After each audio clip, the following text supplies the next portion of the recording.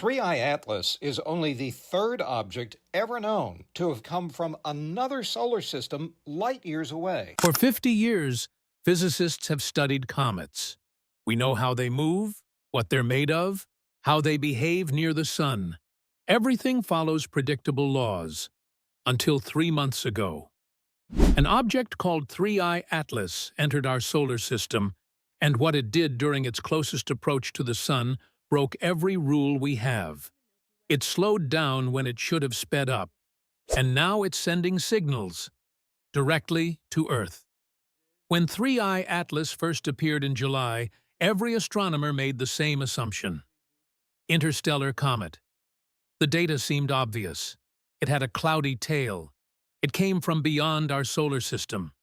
It released gas like ice melting in sunlight. Every single checkbox matched what we expected.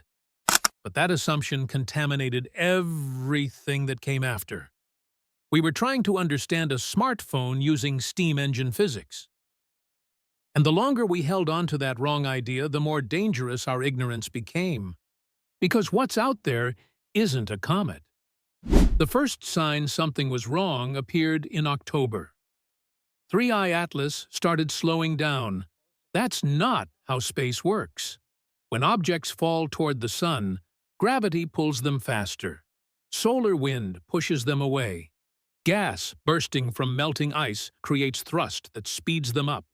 Every natural force either accelerates comets or leaves them alone. Nothing makes them break.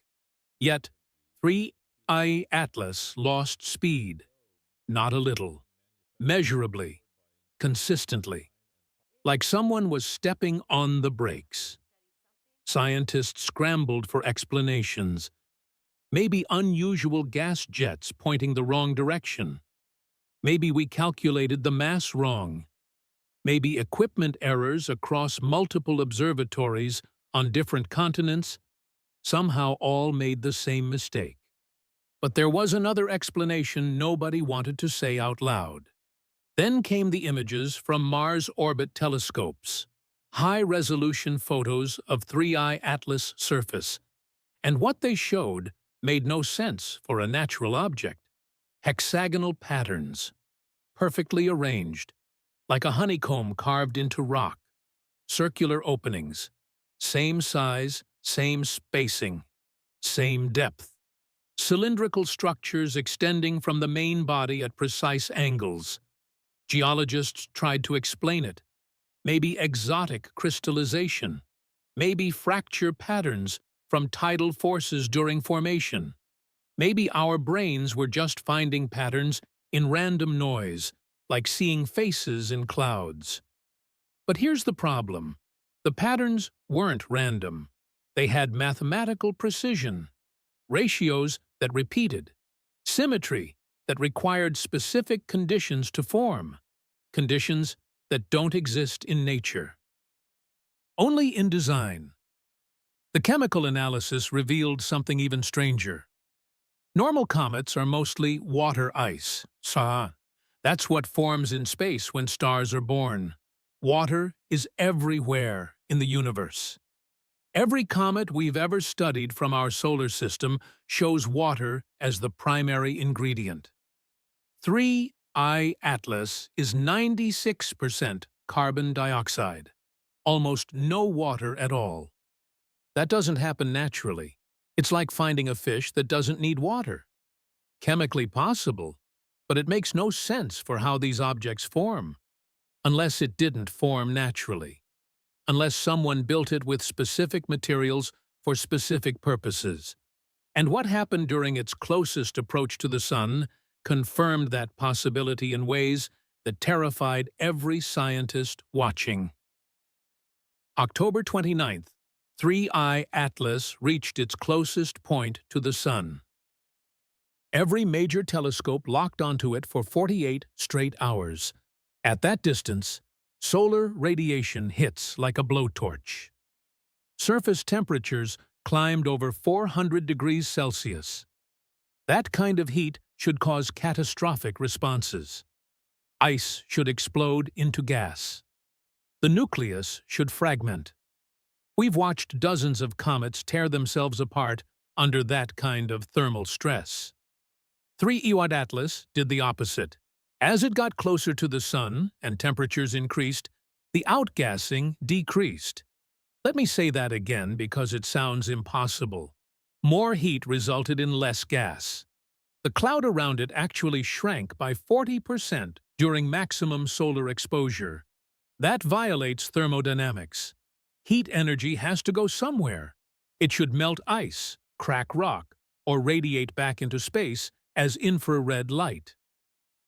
3i Atlas absorbed it, captured tremendous amounts of energy, and stored it internally. Natural objects can't do that. But engineered systems can. Heat sinks, thermal batteries, active cooling, the kind you'd find on a spacecraft. But energy storage was just the beginning. During those 38 hours of closest approach, 3i Atlas changed velocity by 3.2 kilometers per second.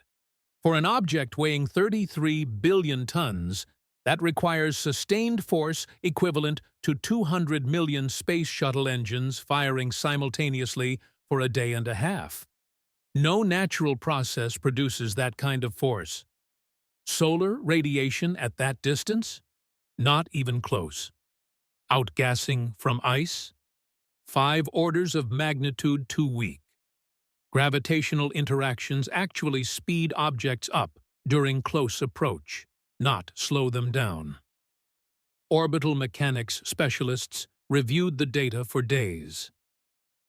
Their conclusion was unanimous. This was controlled propulsion. Directional thrust applied with extraordinary precision. And the timing revealed something even more disturbing. 3i Atlas fired its engines at the exact moment to exploit something called the Oberth effect. It's an advanced orbital mechanics technique. You fire rockets deep in a gravity well at high velocity to maximize efficiency. Small thrust produces massive trajectory changes. It's not instinct. It's not random physics. It's a calculated spaceflight. And whoever's controlling it understands gravity as well as we do, maybe better. Here's what that maneuver accomplished. Before perihelion, 3i Atlas was on an escape trajectory. It would have passed through our solar system and disappeared into interstellar space by late November. After the burn, the orbit changed. It's no longer leaving. 3i Atlas trapped itself in an elliptical path that keeps it in the inner solar system for at least 8 more months, in the region where Earth orbits. It deliberately chose to stay near our planet. That implies awareness, recognition that something interesting exists here, a decision to remain in proximity for extended observation. Or perhaps something else, because what happened 24 hours ago suggests observation isn't the only goal. November 1st, 4:00 a.m. Universal Time. Multiple radio observatories detected an electromagnetic signal coming from 3i Atlas. Not reflected sunlight, not random noise from hot plasma. A structured radio transmission at 1.420 gigahertz. That's the hydrogen line frequency. It's one of the most important markers in the search for extraterrestrial intelligence because any technological civilization would recognize it. It's a universal constant, a deliberate choice that screams, "This is artificial." The signal repeats every 47 seconds.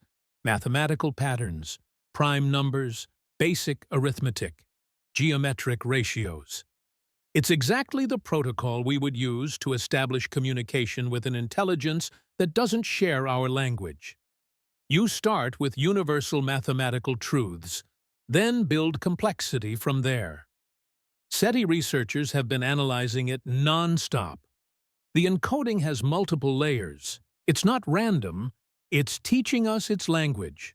But here's what makes this absolutely unprecedented. The signal isn't broadcasting in all directions like a beacon. It's a focused beam. And that beam is pointed directly at Earth. 3IE Atlas knows we're here. It knows we're technological, and it's trying to talk to us. So what is 3I Atlas if it's not a comet? Three possibilities. Each one challenges everything we thought we knew. First, technology. An alien probe sent from another star system to study our sun and planets. The geometric structures, controlled propulsion, energy storage, trajectory modifications, and now direct communication. All of it fits perfectly if you're looking at a spacecraft. Second, life. But not life as we understand it. Something that evolved naturally in the frozen void between stars over hundreds of millions of years. The internal crystalline structures suggest information processing. Energy capture suggests metabolism. Trajectory changes suggest response to stimuli. Maybe even decision-making, all characteristics of living systems, but operating on chemistry we've never encountered. Third, something we don't have words for, not technology, not biology. A third category of organized complexity that emerges from physics under extreme conditions over cosmic timescales. Self-organizing patterns in matter that achieve goals without being alive or mechanical in any conventional sense. Which is correct? We don't know. And that uncertainty makes this worse than any scenario we initially considered. Emergency meetings have been running for 72 hours straight. NASA, SETI Institute, government advisors from multiple countries. Nobody agrees on what to do next. Some scientists want to respond immediately. Send a return signal acknowledging receipt. Attempt dialogue with whatever intelligence is out there. Others argue for silence. We don't know 3I Atlas's capabilities or intentions. Responding might give it information that helps it harm us. A third group says, observe only.